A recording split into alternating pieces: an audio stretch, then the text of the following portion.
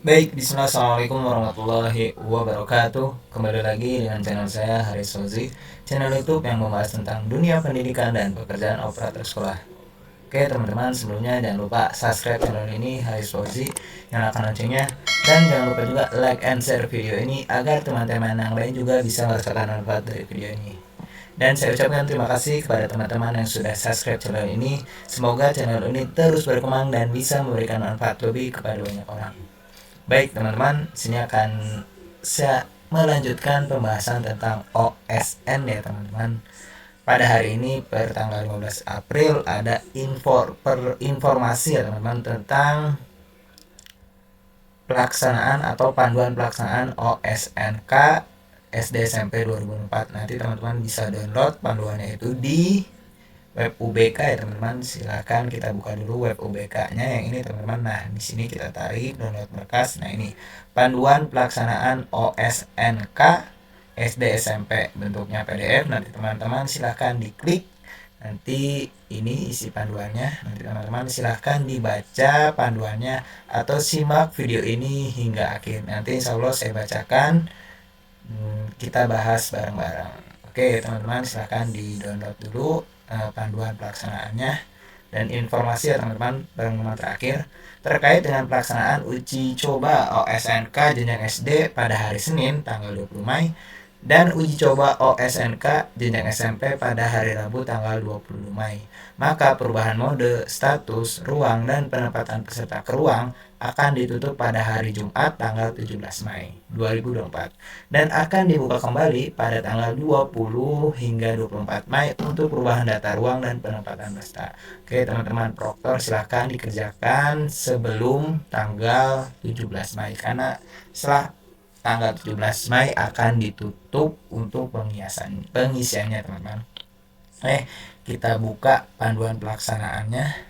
Ini teman-teman, panduan pelaksanaan Olimpiade Sains Nasional tingkat Kabupaten Kota atau yang disingkat OSNK jenjang SD, MI, dan SMP MTS dengan menggunakan aplikasi ANBK. Jadi teman-teman, untuk OSNK 2024 ini tidak lagi menggunakan versi Android ya teman-teman, tapi akan menggunakan aplikasi ANBK. Kemarin untuk SD sudah melaksanakan yang versi Android, tapi hampir sebagian besar itu gagal untuk pelaksanaannya, jadi diubah menggunakan aplikasi ANBK pada bulan Mei ya teman-teman. Itu ya teman-teman untuk informasinya. Nah ini isinya, teman-teman bisa dibaca saja kata pengantarnya. Nah ini daftar isinya, poin-poin apa saja akan dibahas, yaitu bidang dan cabang lomba, mekanisme lomba, jadwal pelaksanaan, lokasi pelaksanaan, tugas dan kewajiban unsur pelaksana, sarana dan prasarana penunjang pelaksanaan. Ini mekanisme pelaksanaan pendahuluan, nanti teman-teman baca saja. Nah ini untuk bidangnya mungkin teman-teman sudah tahu ya teman-teman. Untuk SD, MI itu IPA dan Matematika. Untuk SMP, IPA, IPS, Matematika. Oke, untuk selanjutnya mekanisme lomba jenjang SD, MI sederajat, waktu pelaksanaan selama 60 menit untuk masing-masing cabang lomba. Soal untuk cabang lomba matematika 30 soal pilihan jamak. Untuk IPA terdiri dari 60 soal pilihan jamak. Peserta tidak diperkenankan atau dilarang menggunakan buku teks, buku catatan, kamus matematika atau kamus sains, kalkulator, tabel, handphone, atau alat elektronik lain yang dapat digunakan untuk menghitung dan menyimpan data, kecuali buku kamus bahasa Inggris Indonesia dan kamus bahasa Indonesia Inggris. Yang kedua, meminta bantuan atau digantikan oleh orang lain dalam mengerjakan soal. Misalkan di kartu login seharusnya si A, tapi yang mengerjakan si B, atau yang lebih parah lagi yang mengerjakan itu gurunya atau guru pembimbingnya. Terus yang selanjutnya, peserta yang terindikasi melanggar ketentuan poin C akan didiskualifikasi. Itu untuk yang SD. Untuk yang SMP, waktu pelaksanaan 150 menit untuk masing-masing cabang lomba. Soal untuk cabang lomba matematika terdiri dari 25 soal pilihan jamak, IPA terdiri dari 40 soal pilihan jamak, IPS 60 soal pilihan jamak. Peserta sama ya teman-teman, tidak dilarang sesuai dengan yang SD tadi. Yang melakukan pelanggaran akan didiskualifikasi. Nah teman-teman, yang poin penting jenjang jadwal pelaksanaan ya teman-teman. Untuk jenjang SD uji cobanya itu tanggal 20 Mei, IPA-nya jam 8 sampai jam 9, matematika jam 11 sampai jam 12. Nah untuk pelaksanaannya 27 Mei IPA pukul 8 hingga pukul 9, matematika jam 8 hingga jam 9. Jadi satu-satu ya teman, satu hari IPA, satu hari matematika. Nah untuk yang SMP uji cobanya tanggal 22 Mei, satu hari teman-teman waktunya, cuma berbeda jam. IPA jam 8 sampai jam 9, IPS jam 10 sampai jam 11, matematika jam 1 siang sampai jam 2 siang. Untuk pelaksanaannya 29 dan 30 Mei. 29 itu IPA jam 8 sampai 10.30, IPS-nya jam 1 sampai setengah 4 sore ya teman-teman, jam 1 siang hingga setengah 4 sore. Dan matematikanya itu di tanggal 30 Mei jam 8 hingga jam 10.30. Itu ya teman-teman jadwal pelaksanaannya. Berdasarkan pelatihan kemarin, nanti akan diberikan surat edaran lagi terbaru terkait uji coba dan pelaksanaan. Semoga aja tidak ada perubahan ya teman-teman. Nah untuk lokasi pelaksanaan dilaksanakan di sekolah masing-masing dengan pengawasan silang. Nah, poin penting ya teman-teman, untuk pengawasan silang silahkan teman-teman koordinasi dengan dinas tempat, dengan sekolah-sekolah terdekat, apakah akan ada pengawasan silang atau tidak. Kalau ada perintah, ada surat edaran dari dinas tempat untuk pengawasan silang, pengawas silang, silahkan teman-teman pengawasnya di silang saja. Tetapi kalau tidak ada instruksi atau perintah dari dinas tempat, tidak ada pengawas silang dan teman-teman menunggu, silahkan diisi aja pengawasnya oleh guru sendiri. Yang penting berbeda teman-teman, ketika ujian OSN matematika guru pembimbingnya jangan guru matematika yang lain saja, intinya gitu sih. Intinya kalau ada koordinasi silahkan pengawasan silang, kalau tidak ada silahkan guru sendiri atau guru masing-masing saja dari sekolah masing-masing. Yang kedua, dilaksanakan di satu titik atau tempat sesuai dengan rekomendasi dinas pendidikan setempat. Dilaksanakan menumpang di sekolah lain, satuan pendidikan yang menumpang berkoordinasi dengan dinas pendidikan dan sekolah yang ditumpangi. Silakan teman-teman yang sekolahnya menumpang terus koordinasi dengan sekolah yang ditumpangi. Nah ini yang selanjutnya, petunjuk teknis dan aplikasi OSNK berbasis ANBK. Yang pertama itu poin A, tugas dan kewajiban unsur pelaksana. Nanti teman-teman dibaca saja, ini untuk dinas pendidikan kabupaten maupun kota. Seriusnya ini seharusnya teman-teman melakukan pendampingan terhadap satuan pendidikan di wilayahnya sesuai kewenangannya ya teman-teman. Introspeksi diri aja, dinasnya itu melakukan koordinasi pendampingan atau tidak, lakukan koordinasi dengan penilaian analitik dan pada persiapan dan pelaksanaan SK. Ini tanggung jawabnya dinas kabupaten ya teman-teman, kita skip saja atau teman-teman nanti bisa dibaca ulang lagi aja. Nah ini ya teman-teman, untuk poin kita sebagai satuan pendidikan menyiapkan proktor, teknisi, dan pengawas dengan kriteria berikut.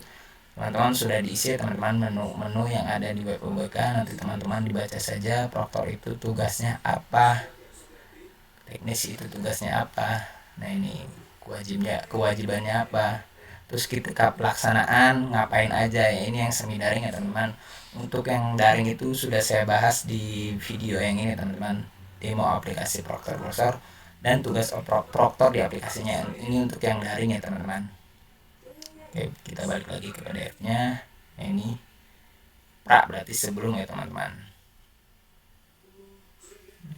Nah ini yang semi daring ya teman-teman, dibaca saja. Harus menginstal aplikasi VirtualBox, mengcopy file HD. Ini juga saya sudah bahas di video saya yang ini ya teman-teman. Nah ini cara download dan install Exambro Admin. Nanti teman-teman bisa menyimak video ini. Lanjut. Nah ketika pelaksanaan menjalankan dan memastikan Exambro Client, jadi teman-teman sebagai proktor di download dan install dulu Exambro Client-nya di komputer atau laptopnya peserta. Sudah saya bahas juga di video yang ini ya teman-teman. Nah ini cara download dan install Exambro Client untuk peserta ya teman-teman, sudah saya bahas juga di video.